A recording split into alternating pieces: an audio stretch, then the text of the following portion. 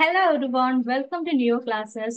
മിസ്സിന്റെ പേര് അതുല്യ എന്നാണ്. So miss എടുക്കുന്ന chapter acid base and salt എന്നുള്ളതാണ്. സോ നിങ്ങൾ ക്വസ്റ്റ്യൻ പേപ്പർ നോക്കിക്കഴിഞ്ഞാൽ കാണാൻ പറ്റും ഏറ്റവും കൂടുതൽ വെയിറ്റേജ് ഉള്ള അല്ലെങ്കിൽ ഏറ്റവും കൂടുതൽ ക്വസ്റ്റ്യൻസ് ചോദിക്കുന്ന ഒരു ചാപ്റ്റർ ആണ് ആസിഡ് ബേസ് ആൻഡ് സോൾട്ട് എന്നുള്ളത്. സോ വിതൗട്ട് എനി ഡിലേ നമുക്ക് ചാപ്റ്ററിലോട്ട് കടക്കാം. സോ ഫസ്റ്റ് തന്നെ എന്താണ് ആസിഡ് അല്ലെങ്കിൽ എന്താണ് ബേസ് എന്നുള്ളതാണ് മിസ്സിന് ചോദിക്കാനുള്ളത്. സോ എന്താണ് ആസിഡ് എന്ന് പറഞ്ഞാൽ ചോദിച്ചു കഴിഞ്ഞാൽ നിങ്ങൾക്ക് പറയാൻ പറ്റണം ആസിഡ് എന്ന് പറഞ്ഞാൽ സോർ ടേസ്റ്റ് ഉള്ള സബ്സ്റ്റൻസുകളാണ്, അതായത് പുളിപ്പ് രസമുള്ള സബ്സ്റ്റൻസുകളാണ്. അതുപോലെ തന്നെ ബ്ലൂ ലിറ്റ്മസിനെ റെഡ് കളർ ആക്കി മാറ്റാൻ പറ്റുന്നവരാണ് ആസിഡ് എന്ന് പറഞ്ഞാൽ. ഇത് വളരെ ബേസിക് ആയിട്ടുള്ള ഒരു എക്സ്പ്ലനേഷൻ ആണ്, റൈറ്റ്? അതുപോലെ തന്നെ എന്താണ് ബേസ് എന്ന് ചോദിച്ചാൽ നിങ്ങൾ എന്ത് പറയും? എന്താണ് ബേസ് എന്ന് ചോദിച്ചു കഴിഞ്ഞാൽ ബേസ് എന്ന് പറഞ്ഞാൽ ബിറ്റർ ടേസ്റ്റ് ഉള്ള കയ്പ് രസമുള്ള സബ്സ്റ്റൻസുകളാണ്. അതുപോലെ തന്നെ റെഡ് ലിറ്റ്മസ് പേപ്പറിനെ ബ്ലൂ കളർ ആക്കി മാറ്റാൻ കഴിവുള്ളവരെയാണ് നമ്മൾ ബേസുകൾ എന്ന് വിളിക്കുന്നത്. ഓക്കെ, ഇനി എന്താണ് ഈ തന്നിട്ടുള്ള സാധനങ്ങൾ ആസിഡ് ആണോ ബേസ് ആണോ എന്നാണ് മിസ് നിങ്ങൾ പറഞ്ഞു തരേണ്ടത്. ഓക്കെ, സോ ഫസ്റ്റത്തത് പേസ്റ്റ് ആണ്. പേസ്റ്റ് എന്താണ്? പേസ്റ്റ് ഒരു ബേസിക് സബ്സ്റ്റൻസ് ആണ്. Very good. അടുത്തത് കേർഡ് ആണ്. കേർഡ് എന്താണ്? കേർഡ് എന്ന് പറഞ്ഞാൽ പുളിപ്പ് രസമുള്ള സാധനമാണ്. അതുപോലെ തന്നെ കേർഡിന് ഒരു ലാക്റ്റിക് ആസിഡ് ആണ് ഉള്ളത്. അതുകൊണ്ട് തന്നെ കേർഡ് എന്താണ്? ഒരു അസിഡിക് സബ്സ്റ്റൻസ് ആണെന്ന് പറയാൻ പറ്റും. ഇനി ആസിഡ്. അപ്പൊ നിങ്ങൾ പറയും മിസ്സേ ആസിഡ് എന്ന പേരിലുണ്ടല്ലോ, അപ്പൊ അത് ആസിഡ് ആണോ എന്ന് ചോദിച്ചു കഴിഞ്ഞാൽ ആസിഡ് എന്ന് പറഞ്ഞു കഴിഞ്ഞാൽ ആന്റി ആസിഡുകളാണ്. അതായത് ആസിഡുകൾക്ക് എതിരെ പ്രവർത്തിക്കുന്നവരാണ്. സോ ഡെഫിനറ്റ്ലി ആസിഡുകൾക്കെതിരെ പ്രവർത്തിക്കുന്നത് എന്തായിരിക്കും? ഒരു ബേസ് ആയിരിക്കും. സോ ആസിഡ് എന്ന് പറഞ്ഞാൽ ആസിഡ് അല്ല, അതൊരു ബേസ് ആണ്. ഇനി ലെമൺ. ലെമണിന് പുളിപ്പാണല്ലോ, ലെമൺ ഒരു സിട്രസ് ഫ്രൂട്ട് ആണല്ലോ, അതിൽ സിട്രിക് ആസിഡ് ആണല്ലോ ഉള്ളത്. സോ ഡെഫിനറ്റ്ലി ലെമൺ എന്താണ്? ഒരു ആസിഡ് സബ്സ്റ്റൻസ് ആണ്. സോപ്പ് എന്ന് പറഞ്ഞാൽ എന്താണ്? Soap, paste, detergent, hand wash, അതിലൊക്കെ ഉള്ളത് ബേസിക് സബ്സ്റ്റൻസ് ആണ്. ഓറഞ്ച്. ഓറഞ്ച് പിന്നെ പ്രത്യേകം പറയേണ്ട, നമ്മുടെ സിട്രസ് ഫ്രൂട്ടിന്റെ ഗണത്തിൽ പെടുന്ന ലെമന്റെ കൂടെ വരുന്ന ഒരാൾ തന്നെയാണ് ഓറഞ്ച് എന്നുള്ളത്. സോ ഓറഞ്ചും എന്തിന് എക്സാമ്പിൾ ആണ്? ഒരു അസിഡിക് സബ്സ്റ്റൻസിന് എക്സാമ്പിൾ ആണ്. ഇനി നമ്മൾ നാച്ചുറലി ഒക്കറിങ് ആസിഡ്സ് എന്ന് പറഞ്ഞു കഴിഞ്ഞാൽ നമ്മൾ കഴിക്കുന്ന ഫുഡിലൊക്കെയുള്ള ആസിഡുകളാണ്. നമ്മൾ നേരത്തെ പറഞ്ഞു ഓറഞ്ചിൽ ആസിഡ് ഉണ്ട്, ലെമണിൽ ആസിഡ് ഉണ്ട്, തൈരിൽ ആസിഡ് ഉണ്ട് എന്നൊക്കെ പറഞ്ഞു. അതുപോലെ തന്നെ വിനെഗർ. വിനെഗർ എവിടെ ഉപയോഗിക്കുക? അച്ചാർ ഉണ്ടാക്കാൻ ഉപയോഗിക്കും അല്ലേ? അതിലുള്ള ആസിഡ് ആണ് acetic acid. Yes. And tamarind, നമ്മൾ പുളിയില്ലേ, പുളി. സോ ടാമറിനിലുള്ള ആസിഡ് ആണ് ടാർട്ടാറിക് ആസിഡ്. അതുപോലെ തന്നെ നമ്മൾ കഴിക്കുന്ന ആപ്പിളിലുള്ള ആസിഡ് ആണ് മാലിക് ആസിഡ്. ആൻഡ് ടൊമാറ്റോയിലുള്ള ആസിഡ് ആണ് ഓക്സാലിക് ആസിഡ്. ഇതൊക്കെയാണ് നാച്ചുറലി ഒക്കറിങ് ആസിഡ്സ് എന്ന് പറയുന്നത്. ഇതൊക്കെ നാച്ചുറൽ ആയി കാണപ്പെടുന്ന ആസിഡുകളാണ്. ഇനി ഇൻഡിക്കേറ്റർ എന്ന് പറഞ്ഞാൽ എന്താ? നമ്മൾ വണ്ടിയിൽ പോകുമ്പോൾ നമ്മൾ ഇൻഡിക്കേറ്ററുകൾ കാണാറുണ്ട്, നമ്മൾ ഉപയോഗിക്കാറുണ്ട് അല്ലെ? സോ ലെഫ്റ്റിലോട്ട് ഇൻഡിക്കേറ്റർ എടുത്താൽ അതിനർത്ഥം അത് ലെഫ്റ്റിലോട്ട് തിരിയാൻ പോകുന്നു. റൈറ്റിലോട്ട് ഇൻഡിക്കേറ്റർ ഇട്ടാൽ അതിനർത്ഥം നമ്മൾ റൈറ്റിലോട്ടാണ് തിരിയാൻ പോകുന്നത്. സോ ഇൻഡിക്കേറ്റർ എന്താ നമുക്ക് തരുന്നത്? It gives us some information അല്ലെ? ഇത് ഇറ്റ് ഇൻഡിക്കേറ്റ് സംതിങ് ഇൻഡിക്കേറ്റ് ചെയ്യാനാണ് ഇൻഡിക്കേറ്ററുകൾ ഉപയോഗിക്കുന്നത്. സോ ഇവിടെ കെമിസ്ട്രിയിൽ ലെഫ്റ്റും റൈറ്റും ആണോ നമ്മൾ ഉപയോഗിക്കുന്നത്? അല്ല. ഇൻഡിക്കേറ്ററുകൾ ഇവിടെ ഉപയോഗിക്കുന്നത് ഒരു സബ്സ്റ്റൻസ് ആസിഡ് ആണോ ബേസ് ആണോ എന്ന് അറിയാൻ വേണ്ടിയിട്ടാണ്. സോ ഒരു സബ്സ്റ്റൻസ് ആസിഡ് ആണോ ബേസ് ആണോ എന്ന് അറിയുന്നതിന് വേണ്ടി ഉപയോഗിക്കുന്ന ആളുകളെയാണ് നമ്മൾ ഇൻഡിക്കേറ്ററുകൾ എന്ന് പറയാ. നമുക്ക് 3 തരത്തിലുള്ള ഇൻഡിക്കേറ്ററുകളെ കുറിച്ചാണ് പഠിക്കാനുള്ളത്. ഒന്ന് നാച്ചുറൽ ഇൻഡിക്കേറ്റർ, മറ്റൊന്ന് സിന്തറ്റിക് ഇൻഡിക്കേറ്റർ, മൂന്നാമത്തത് ഓൾഫാക്ടറി ഇൻഡിക്കേറ്റർ. ഓക്കെ, സോ നമുക്ക് ഓരോന്നായിട്ട് നോക്കിയാലോ.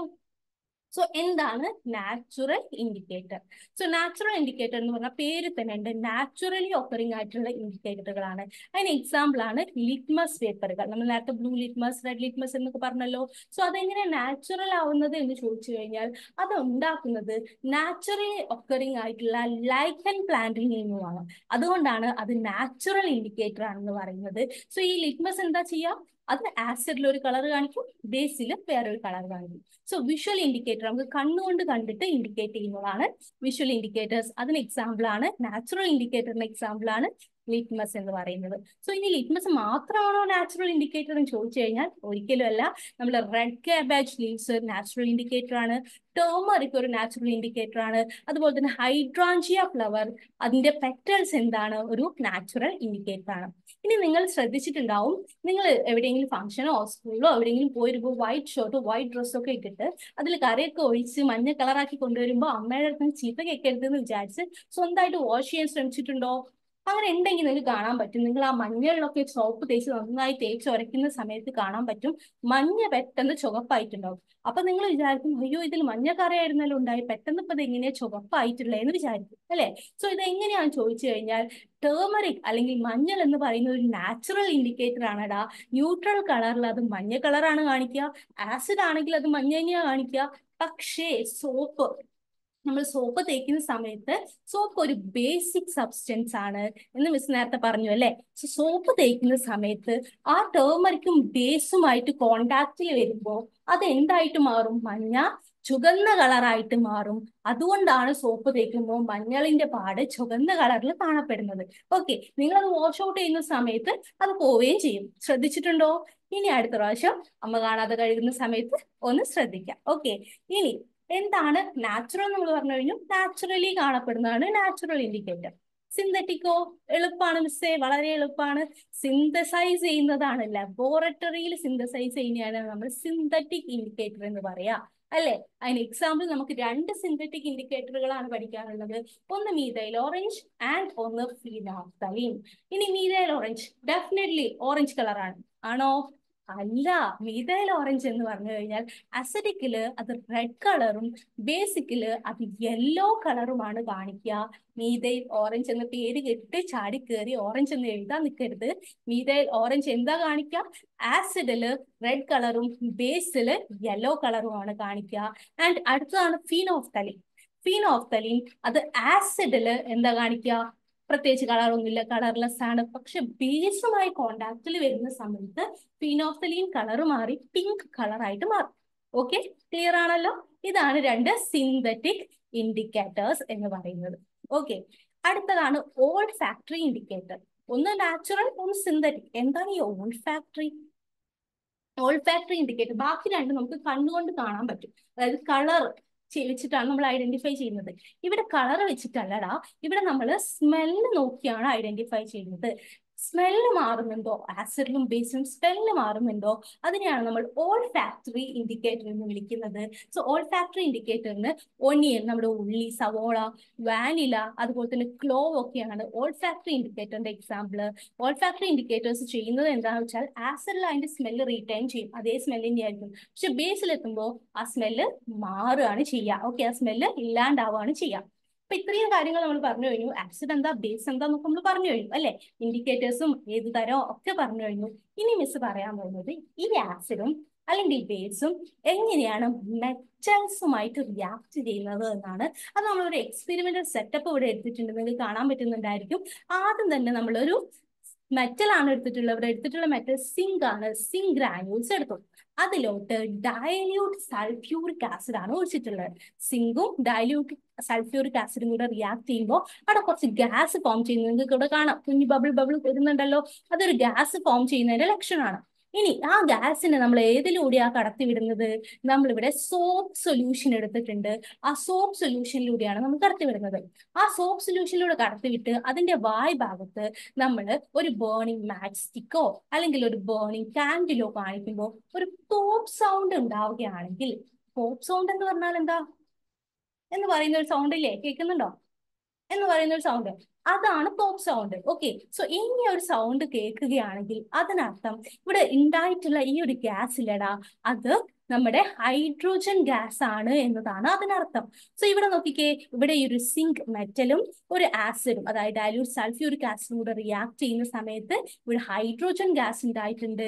കൂടാതെ ഒരാളൂടെ ഉണ്ടായിട്ടുണ്ട്, അതാണ് മെറ്റൽ സോൾട്ട് എന്ന് പറഞ്ഞാൽ, അതായത് സിങ്കും ബാക്കിയുള്ള സൾഫേറ്റും കൂടെ കൂടി ചേർന്ന് സിങ്ക് സൾഫേറ്റ് എന്ന് പറയുന്ന ഒരു സോൾട്ട് ഉണ്ടായിട്ടുണ്ട്.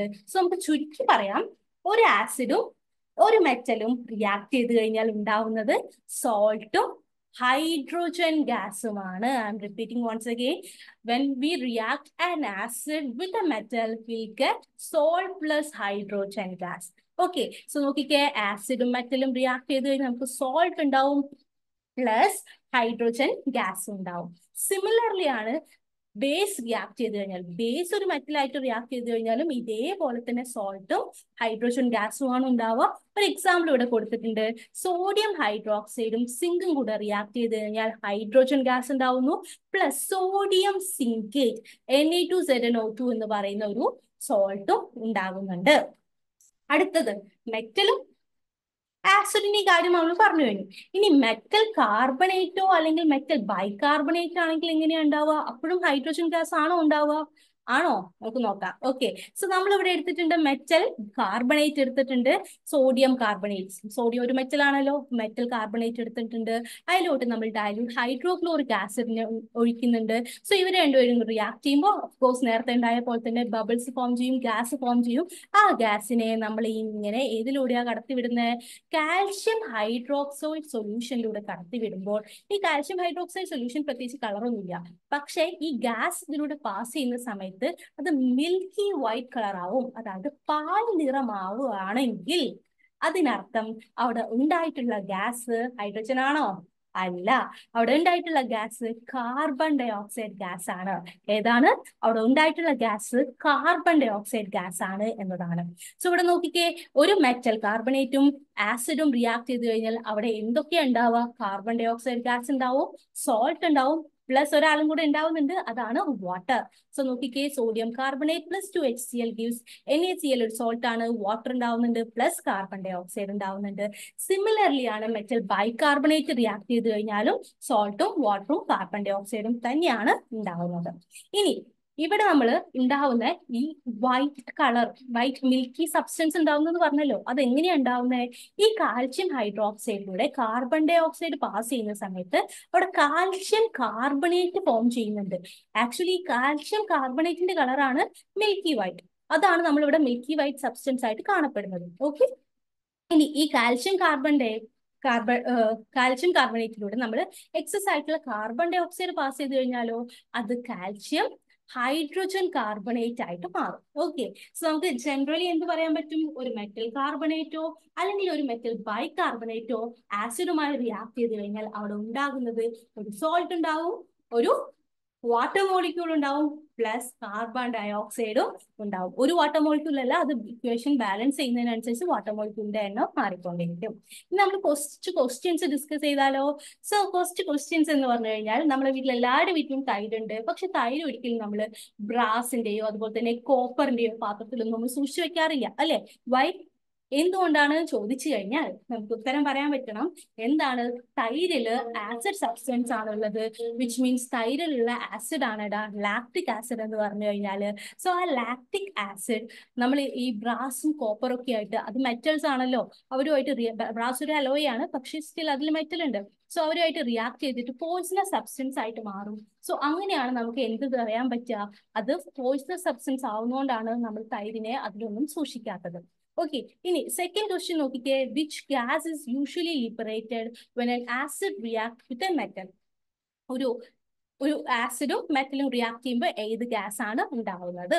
സോ എങ്ങനെയാണ് അതിന്റെ പ്രസൻസ് നമ്മൾ ടെസ്റ്റ് ചെയ്യുക? സോ ഒരു ആസിഡും ഒരു മെറ്റലും റിയാക്ട് ചെയ്ത് കഴിഞ്ഞാൽ എന്താ ഉണ്ടാവുക? സോൾട്ടും ഹൈഡ്രോജൻ ഗ്യാസും. എങ്ങനെയാണ് നമ്മൾ കൺഫേം ചെയ്യുക? നമ്മൾ കൺഫേം ചെയ്യുന്നത് അവിടെ ഒരു പോപ്പ് സൗണ്ട് ഉണ്ടാവുന്നുണ്ടോ എന്ന് നോക്കിയിട്ടാണ്. പോപ്പ് സൗണ്ട് എന്താണ് എന്ന് പറയുന്ന ഒരു സൗണ്ട്, അല്ലെ? ഓക്കെ, അതാണ് അതിനുള്ള ആൻസർ. ഇനി തേർഡ് ക്വസ്റ്റ്യൻ നോക്കിക്കേ. Metal compound A react with dilute hydrochloric acid to produce effervescence. എന്താണ് effervescence?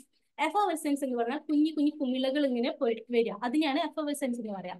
So the gas evolve extinguishes a burning candle. Extinguishes എന്ന് പറഞ്ഞാൽ എന്താണ്? ആ തീ കെടുത്തുക, അല്ലെ? തീ ഇല്ലാണ്ടാക്കുക. So write the balanced chemical equation for the reaction if one of the compound formed is chloride. Okay, so നോക്കിക്കേ, calcium chloride. Alright, so fire extinguisher ആയിട്ടുള്ള ഒരു ഗ്യാസ് അത് ഏതാണ്? നമുക്കറിയാം, ഹൈഡ്രോജൻ കത്താൻ സഹായിക്കുന്ന വാതകമാണ്. അതുപോലെ തന്നെ കാർബൺ ഡൈ ഓക്സൈഡ് തീ കെടുത്ത് നമ്മുടെ ബിൽഡിങ്ങിലൊക്കെ ഫയർ എക്സ്റ്റിങ്ക്യൂഷർ ആയിട്ട് കാണാറില്ലേ കാർബൺ ഡൈ ഓക്സൈഡിന്റെ സിലിണ്ടർ? അപ്പൊ അതിനർത്ഥം അവിടെ ഉണ്ടായിട്ടുള്ള gas carbon dioxide gas ആണ് എന്നതാണ്. സോ നമുക്ക് ബാലൻസ് ഇക്വേഷൻ എങ്ങനെ എഴുതാൻ പറ്റും? Calcium carbonate plus 2HCl hydrogen chloride gas gives calcium chloride salt plus carbon dioxide gas plus water. So ഇതാണ് ഇന്നത്തെ ചാപ്റ്ററിൽ നമ്മൾ എടുക്കുന്ന പോർഷൻ എന്ന് പറഞ്ഞാൽ. ഇപ്പൊ ഇന്നത്തെ ചാപ്റ്റർ നമ്മൾ എന്തൊക്കെയാ പറഞ്ഞിട്ടുള്ളത്? നമ്മൾ എന്താണ് ആസിഡ് എന്ന് പറഞ്ഞു, എന്താണ് ബേസ് എന്ന് പറഞ്ഞു, എന്താണ് ഇൻഡിക്കേറ്റർ എന്ന് പറഞ്ഞു, 3 ടൈപ്പ് പറഞ്ഞു: natural, synthetic and olfactory indicator with examples. അതുപോലെ തന്നെ നമ്മൾ പറഞ്ഞത് ഒരു ആസിഡും മെറ്റലും എങ്ങനെ റിയാക്ട് ചെയ്യുന്നു, ഒരു ബേസും മെറ്റലും എങ്ങനെ റിയാക്ട് ചെയ്യുന്നു, അതുപോലെ തന്നെ metal carbonate and metal bicarbonate ആസിഡുമായിട്ട് എങ്ങനെയാണ് റിയാക്ട് ചെയ്യുന്നത് വിത്ത് ഫ്യൂ ക്വസ്റ്റ്യൻസ്. സോ ഇത്രയാണ് മിസ് ഇന്ന് എടുത്തിട്ടുള്ളത്. എന്തെങ്കിലും ഡൗട്ടുകൾ ഉണ്ടെങ്കിൽ നിങ്ങൾക്ക് ചോദിക്കാം. ഓർ യെസ്, നമുക്ക് നെക്സ്റ്റ് ക്ലാസ്സിൽ കാണാം. Till then take care, bye bye.